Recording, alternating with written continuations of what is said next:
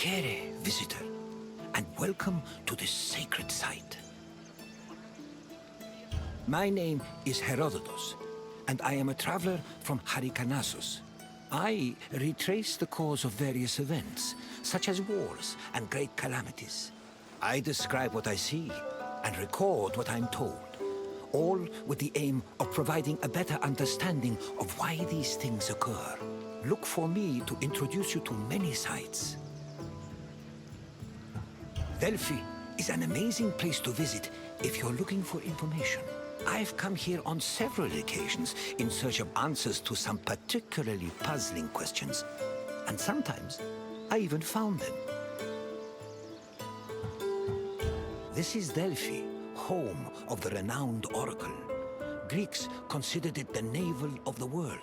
Pilgrims and kings journeyed here from all over Greece and beyond, seeking advice from Apollo through the voice of his interpreter, Pythia. During your visit, you will experience the sanctuary through a pilgrim's eye and discover how important oracles and prophecies were to the people of Greece.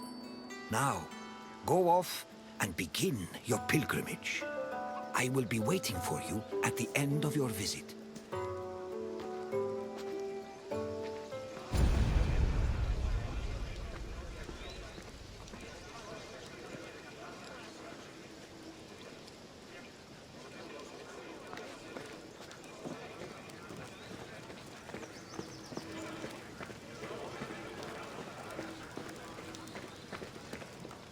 On their journey to the Temple of Apollo, pilgrims walked this sacred path up Mount Parnassus.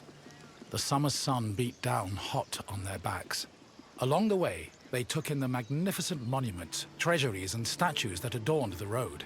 These landmarks were tokens of people's reverence for the oracle's benevolence. All were dedicated to Apollo, and most were offered by cities to commemorate military victories. The monuments represented not only their donors' piety, but also their power and wealth. The sanctity of Delphi has endured to the present day, and visitors still take this very same route.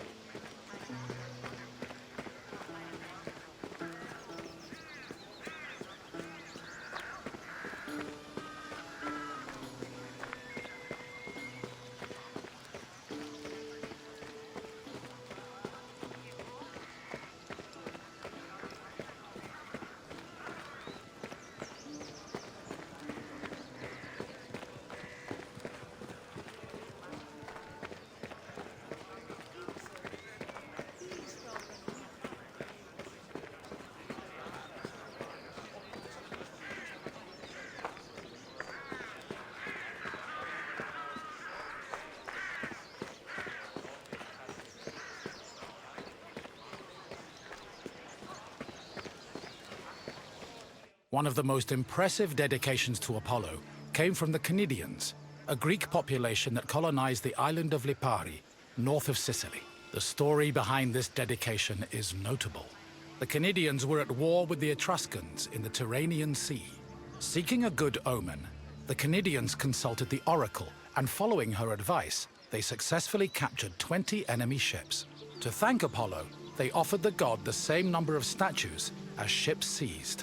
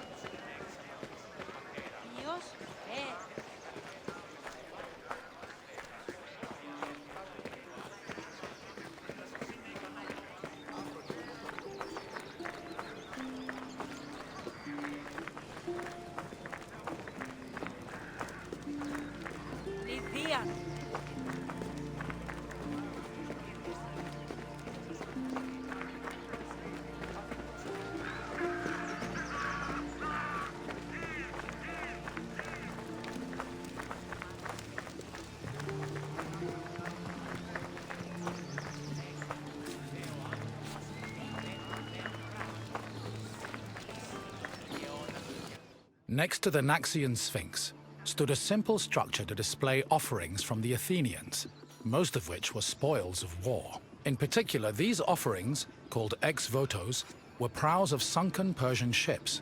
The Athenians built the Portico after their naval victory over the Persians in 478 BCE.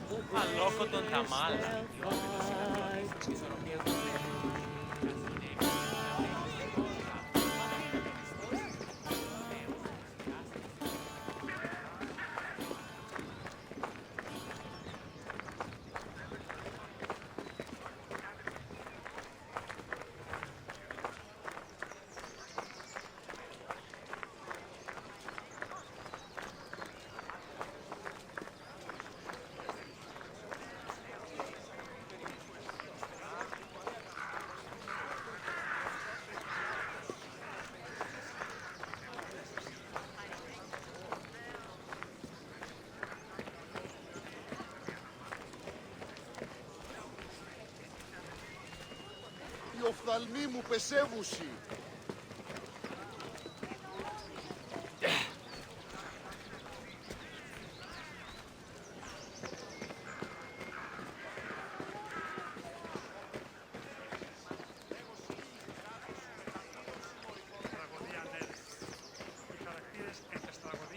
Once arriving before the temple, pilgrims wishing to consult the oracle had to first pay a tax. This tax gave them the initial right to approach the altar of Apollo and make an animal sacrifice to the god.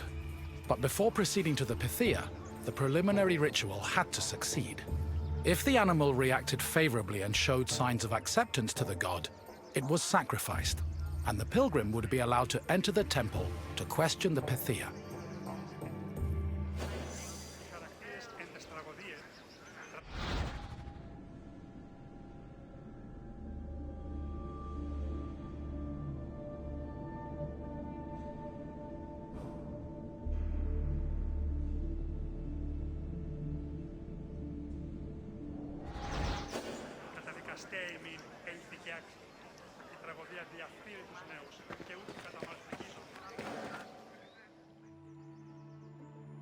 At last we arrive at the Temple of Apollo, where the oracle relayed her prophecies. The temple was the final destination of those seeking an audience with the Pythia, and its appearance matched the majesty of its purpose. Atop its imposing columns, the structure's pediments displayed famous mythological scenes, sculpted by the renowned Greek artist Antenor. But as grand as the temple looked from the outside, it paled in comparison with what happened within.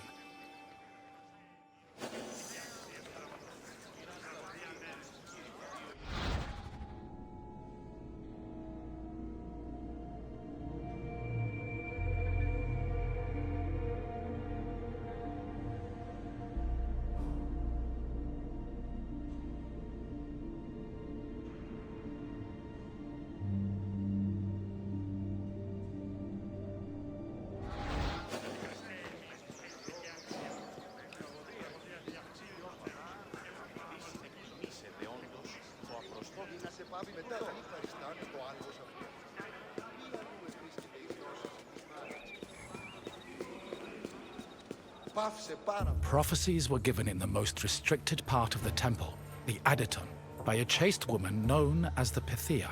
Before delivering prophecies, she first purified herself with water, then burned laurel leaves and barley flour to begin the ritual. Finally, while seated on a tripod surrounded by offerings, the Pythia delivered Apollo's messages. Her words were often strange and indecipherable, and required further interpretation by the temple's priests. Despite much research, the exact causes of the oracle's behavior while prophesying are debated to this day.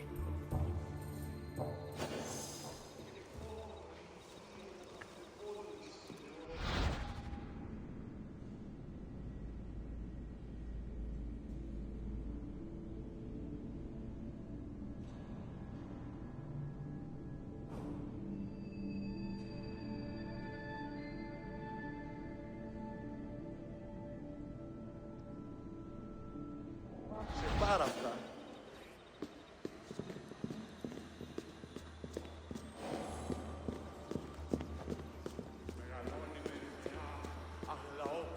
Myths say that while searching for an oracle who could impart their words to mortals, Apollo established a sanctuary on Mount Parnassus. Apollo took over this site by slaying its sinister guardian, the snake-like Python.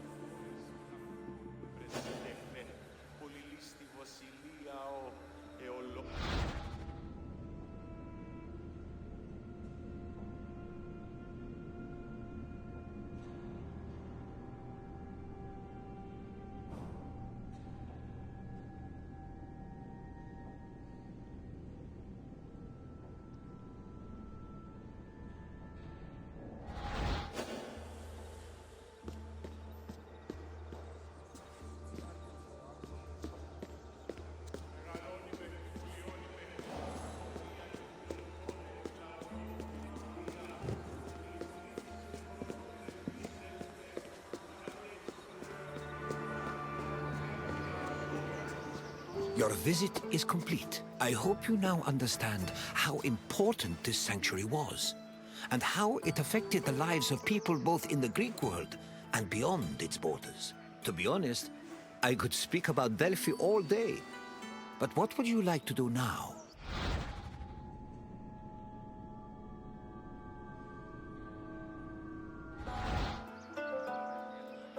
Ah, you wish to test your knowledge. Let's begin with a simple question.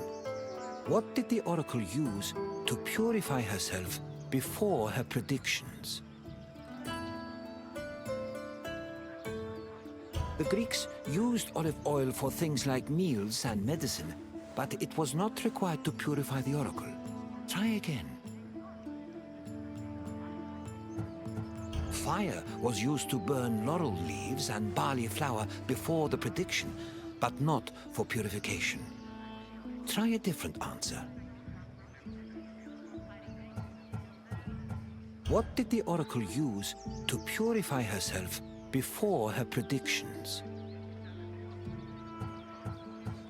While animal sacrifices were required to see the oracle, their blood was not used in the purification ritual. Try another answer. Correct.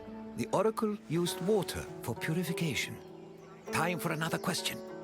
Which god was believed to speak through the oracle at Delphi? The god of the underworld was both feared and respected by mortals, but he did not speak through the oracle at Delphi. Try another answer. There is evidence of oracular sites dedicated to Zeus, but Delphi was not one of them. Keep trying. Which god was believed to speak through the oracle at Delphi? Hermes did not speak through the oracle at Delphi. When you're the messenger of the gods, you surely can't stay in one place for too long. Try again. Yes. The oracle allegedly spoke the words of Apollo, which were then interpreted by priests. One final question for you. Delphi is situated on which mountain?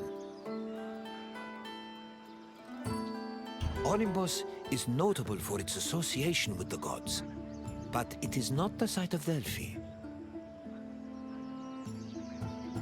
No. You may want to check a map. Delphi is situated on which mountain? This mountain is known for being the supposed site of Heracles' death, but it was not close to Delphi. Correct. Delphi stood on the slope of Mount Parnassus. Well done, traveler. Your knowledge rivals that of the wisest philosophers. As you wish. It has been a pleasure sharing Delphi with you.